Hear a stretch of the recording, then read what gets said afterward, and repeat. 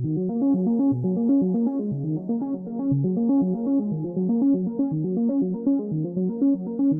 hello, everyone. This is Dennis Sanders, the pastor of First Christian Church Disciples of Christ in Roseville, Minnesota. I hope you're having a good week.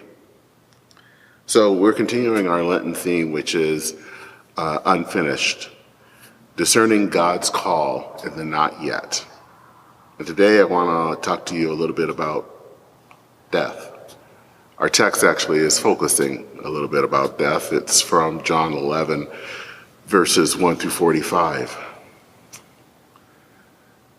When I was finishing up seminary, or actually I had finished seminary, but I had to do something called clinical pastoral education. And I spent about what would be a school year working at a transitional care facility. This was a type of facility where people would be kind of there after a surgery to kind of rehabilitate and then maybe be released, or they were getting ready to go to a nursing home, or they're getting ready to go to a hospice. One of the first memories, one of the first things I remember doing as a chaplain at this home, a facility, was they ushered me into the room. And this was a man that was sitting, he was actually in the bed, pretty much comatose. He had brain cancer. And I remember being asked to pray for him, and the wife saying that they were hoping that he would get better and maybe go to some place where he could rehabilitate. And I remember looking at him thinking, this man has cancer, and it's bad enough that he is not even aware that anyone else is in the room. And I remember the challenge of trying to pray for this man. You don't want to pray something that's not going to happen, but you also don't want to pray as if God can't do something. And that was a challenge. I do know that at some point he was transferred to hospice.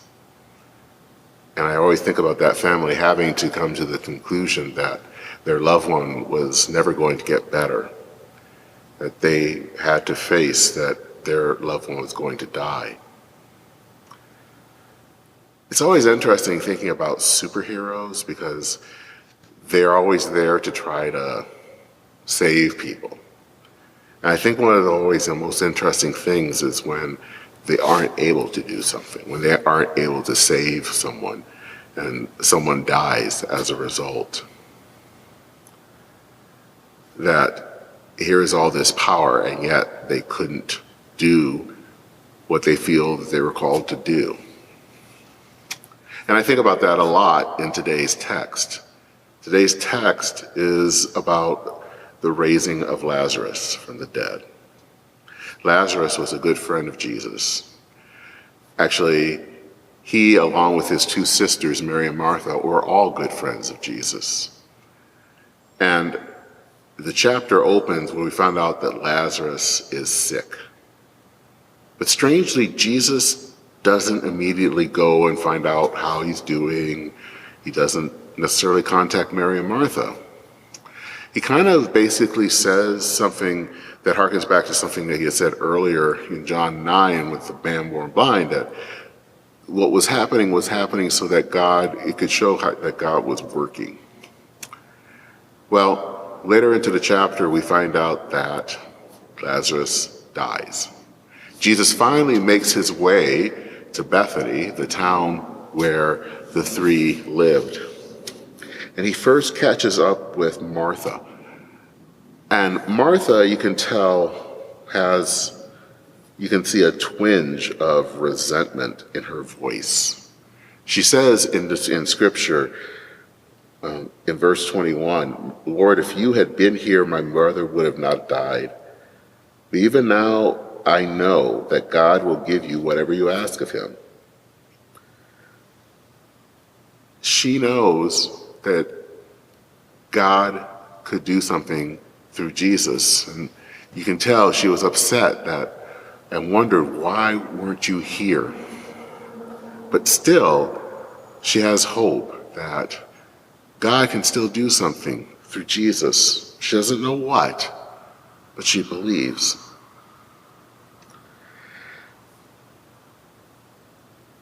Later, Mary and Martha take Jesus out to the tomb, and he's surrounded by all these people who are mourning the passing of Lazarus, and it gets to him. He is deeply moved. And at some point, the scripture says that he weeps. Some scholars think that when they say that he's deeply moved, it's not simply that he was sad, though he was sad. I think it's important to remember that. But he was also upset. Some would say angry. Angry about the power of death in our world. Jesus was going to raise Lazarus. As that old gospel song goes, it's kind of the Mary, don't you weep, Martha, tell Martha not to moan. But the fact of the matter is, at that moment, Jesus is facing the fact that Lazarus is dead. There was nothing that could be done at that point, it seemed. Lazarus wasn't coming back. And yet, that is the world that we live in. People are alive and they die. Death still reigns in our world. I remember seeing this video on the civil rights movement many years ago. And it's a scene that focuses on the funeral of one of the 3 civil rights workers that were killed in Mississippi in the mid-1960s. During that funeral, you saw the face focusing on the face of the younger brother. He is singing aloud a hymn, and you can see tears streaming down his face. And that face is a mixture of sadness and anger. Sad because he is mourning his big brother, and anger because of the injustice of it all. Jesus raising Lazarus from the dead, in fact, seemed impossible because he had been dead for 4 days. This was at the point where people would believe he's not coming back. He's dead. Dead. Nothing's happening. And yet, Jesus calls forth Lazarus from the grave and back into life. Jesus told Martha early on, just when Lazarus was still in the grave, that he is the resurrection and the life. Death would ultimately not have power. It would not have the last word. It wouldn't have the last word over Lazarus, and it definitely would not have the last word over Jesus when he would ultimately be killed. We rejoice because we know that in Jesus, death is defeated. But we still live in a world where there is death. I'm reminded a few years ago watching the funeral of former President George H.W. Bush, and his oldest son, George W. Bush, also a former president, gave the eulogy. And at one moment, he loses his composure. At that moment, you know that he is not a former president remembering a fellow former president, but he's a son mourning the passing of his father. That is the world that we still live in.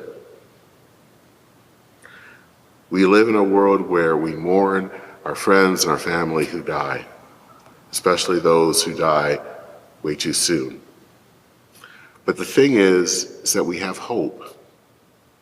What this passage teaches us is that we know that Jesus has defeated death.